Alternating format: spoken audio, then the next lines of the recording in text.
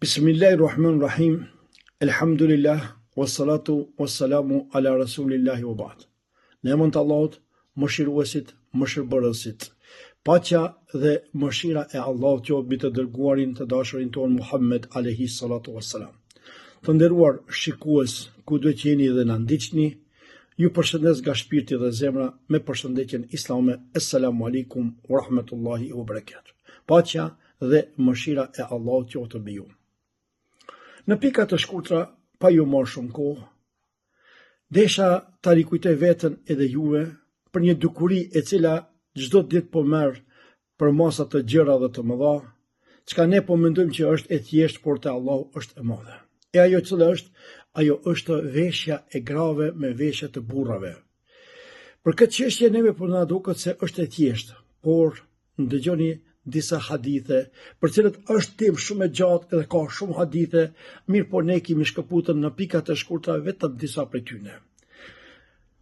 Ebu Hurajra radhiyallahu anhu, një shok i Muhamedit alayhi salatu wasalam, thot se pejgamberi sallallahu alaihi wasallam la'ana ar-rajula yalbisu libs al-mar'ati wal-mar'atu talbisu libs ar-rajuli. Muhamedi sallallahu alaihi wasallam e ka mallku atë burr i cili vesh veshje të grave dhe atë grua e cila vesh veshje të burrave. Po ashtu Imam Buhari edhe tjertë, pra sunenat tjerë që janë, nga Ibn Abbas radhiyallahu anhuma, thot se Resulullah sallallahu alaihi wasallam e ka mallkuar. Kështu është citati arabisht. La'ana Rasulullah sallallahu alaihi wasallam al-mutashabbihati minna lin-nisa'i bir-rijal wal-mutashabbihina min ar-rijali bin-nisa. Pra pejgamberi sallallahu alaihi wasallam i ka mallkuar ata gratë të cilët veshin veshje të burrave ose ato gratë të cilët u ngjasojnë burrave dhe ata burra të cilët u ngjasojnë grave. Kjo na le me kuptuan një çështje shumë të ndihshme, se për çdo ditë po shohim në për vende të ndryshme, po besa edhe për xhamia shohim gjinia femrore të cilët veshin pantallone ose veshin veshje të burrave me të cilët pejgamberi alayhi salatu wasalam i paska mallkuan. Pra ata është çështje shumë serioze. Dikush mund të më thonë po janë gjona, s'ka problem. Ne shkurt pa e zgjatën u themi se kushtet e mbulesës janë 8. Njëri prej kushtet të mbulesës është që mos të i ndan gjymtyrët e trupit. E me pantallone, a ndan gjymtyrët e trupit? Po, ndan gjymtyrët e trupit. Në për vende publike, në për tregje, në për kujt diçka, unë shohim gratë edhe shamikan edhe kanë veshje pantolle. Nuk ka mbulesë ajo, ju lutem. Pra pse? Sepse pejgamberi sallallahu alaihi wasallam i paska ndaluan çdo ngjasim grave me burrat dhe burrave kanë ndaluar çdo ngjasim me gratë. Derisa ishte një herë këtë ngjarje e transmeton Abdullah ibn Amr ibn As radhiyallahu anhu, thotë se e pam thot një grua e cila ecse si burrëresh, e kish marrë në krah vetin atë harkun e shigjetës edhe heste nëpër rrugë sikurse burrat, edhe është pyet kush është kjo, ato i thanë se kjo është nëna e Saidit, bia e Ebu Gjehlit, thot Amr ibn As thot, unë thot kam dëgjuar Resulullah sallallahu alaihi wasallam thot, lejse minna men tashabbaha bir-rijali min an-nisa, thot nuk është prej neve thot ata gra të cilët u përngjajnë burrave e kështu me radhë. Pra, në çdo aspekt, edhe në të hecurit, edhe në të folurit, edhe të ndëturit, për fat të keq shohmi për shembull, po shohim me sytë e ton, gruaja me pantallone, cigare në gojë, vëzit kerrin, kujt diçka qenë, monisi këtu janë mashkullorizim. Duhet sikur kur unë jam një farë lloj mashkullore, por mos harrojmë se në këtë rast ne meritojmë mallkimin e Allahut, para mendoni, edhe mallkimin e pejgamberit sallallahu alaihi wasallam. Pse? Se pe ndryshon ti kriaturën tonë origjinale.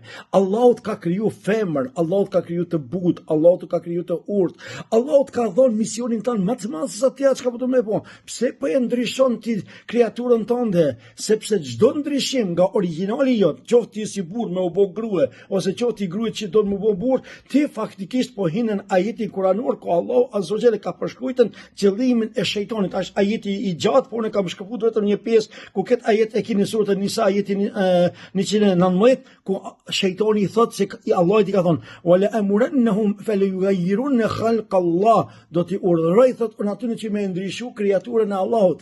Pra Allahu azza wa jall të ka kriju ti e femër, që ndro femën me veshën tënde modeste, me veshën tënde të pastër, aq më shumë tash jemi në sezonën e verës, aq më shumë që tash jemi në perturbime të lloj-llojta. Pra duhesh të dalësh si femër, si zoj që Allah të ka krijuar, mos u mashkollorizo, sepse thash çdo përzierje në gjinjën tjetër është ndryshim i kriaturës, me të Allahu subhanahu wa taala e ka ndaluar një gjë të tillë, edhe kjo është një ves gjallëzor.